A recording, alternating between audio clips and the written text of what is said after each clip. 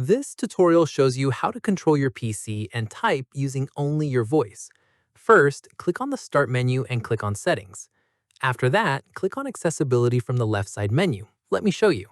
From there, click on Speech from the list of options. At this point, turn on the toggle next to Voice Access.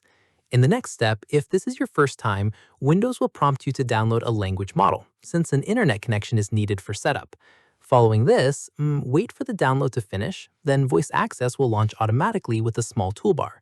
Once done, say a command out loud, such as Open Notepad, to test that Voice Access is responding. From here, click on the microphone icon on the toolbar anytime you want to pause or resume listening.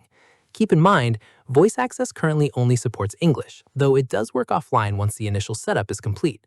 Finally, come back to the same menu anytime you want to turn Voice Access off. And that's it. If this guide helped you enable Voice Access on Windows 11, give it a like, subscribe for more Windows tutorials, and tap the bell icon for updates. See you in the next one.